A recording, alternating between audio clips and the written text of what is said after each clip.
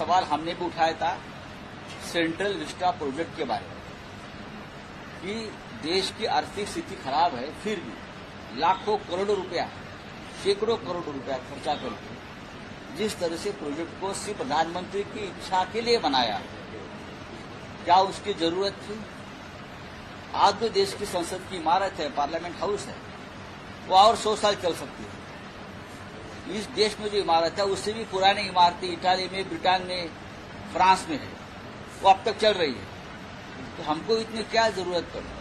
ये इसलिए पड़ी कि ये संसद भवन ऐतिहासिक है। इस संसद भवन को न आरएसएस न बीजेपी का कोई रिश्ता है ये बनाने में, या वहां का जो ऐतिहासिक और क्रांतिकारी काम हुआ है उसमें बीजेपी का और आरएसएस का कोई काम नहीं है। तो एक नया इमारत बना के सिर्फ एक ऐसा हम कोनशिला लगाएंगे inaugurated by prime minister Narendra Modi, इसके लिए खर्चा हुआ है। लेकिन वो भी ठीक है, लेकिन देश के राष्ट्रपति इस राष्ट्र के संविधान की प्रमुख है। देश की हमारी राष्ट्रपति जो एक आदिवासी महिला है, वो पार्लियामेंट की कस्टोडियन है। आप उनको नहीं बुला रहे, उनको निमंत्रित नहीं कर रहे, उनके हाथों से नए संसद भवन का उद्घाटन करना ये प्रोटोकॉल है, लेकिन आप नहीं कर रहे, आप उसका एक पॉलिटिकल इवेंट कर रहे, प्रधानमंत्री के हाथों से उद्घाटन करें। इसलिए इस देश के सभी अपोजिशन पार्टी ने निर्णय लिया है कि हम उस कार्यक्रम के ऊपर बहिष्कार करेंगे और उस बहिष्कार में शिवसेना भी शामिल है। सरकार की हम लोग की सभी लोगों से बात हुई है हमारी, और हम लोग जो है इसका हम लोग विरोध करेंगे, बॉयकॉट करेंगे। तो पहला सेशन है, हम लोगों का मानना है कि राष्ट्रपति जी जो हैं उनसे जो है उद्घाटन कराना चाहिए था, क्योंकि पार्लियामेंट के जो हेड होते हैं एक तरह से वो राष्ट्रपति ही होता है, और उनसे ना करा करके ये कहीं ना कहीं से राष्ट्रपति जी का अपमान जो है वो किया जा रहा है। तो हम लोग चाहते हैं कि पहला जो सेशन जो है, जो उद्घाटन जो भी हो रहा है, इसका सभी विपक्ष के दल मिल करके जो है बॉयकॉट कर। 2000 के जो नोट आए हैं, आप 2000 नोट जो बैन किए जा रहे हैं, ये समझ से पड़े हैं। ये आप लोग जैसे देख रहे हैं वैसे हम भी देख रहे हैं कि भाई ये समझ में नहीं आ रहा कि भ्रष्टाचार खत्म करने के लिए 2000 के नोट लाए गए और भ्रष्टाचार को फिर खत्म करने के लिए 2000 के नोट जो है वो गायब किया जा रहा है। लाने वाले भी यही थे, हटाने वाले भी यही हैं। पहले वाले नोटबंदी का फायदा बता दो और इसका फायदा क्या होगा ये बता दो।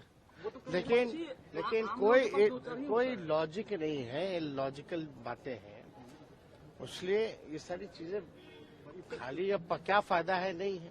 तो बीजेपी लोग कह रहे हैं कि आम लोग एक रुपए का खाली सिक्के चलाए ना अपने, क्या दिक्कत है? अच्छा, आप लोग कह रहे हैं इसको नहीं करना चाहिए, उनको करना चाहिए। भाई साहब, 2 डेट्स मैं आपको बताता हूं। एक डेट है शायद अगस्त 1975 की, हाँ, जब इंदिरा जी प्रधानमंत्री थी, उन्होंने पार्लियामेंट एनेक्स की इनॉग्रेशन की थी, ठीक है।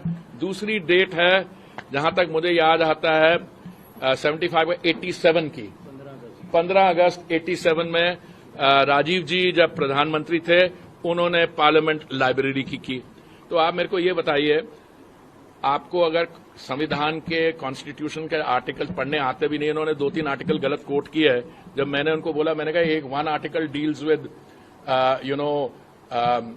the subject of giving an assent to a bill, the other article deals with something else, तो उनको चुभा, उन्होंने कहा नहीं नहीं ये नहीं वो नहीं।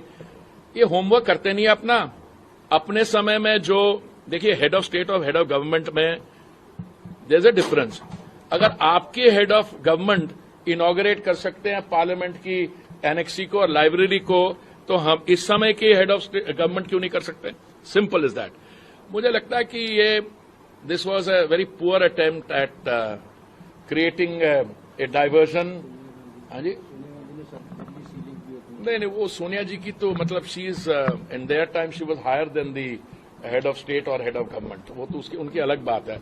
वो तो गई थी, वो डॉक्टर मनमोहन सिंह जी के साथ वो कहाँ गई थी, चेन्नई गई थी शायद, वहां पे भी उन्होंने कुछ मैं उसमें नहीं पढ़ रहा।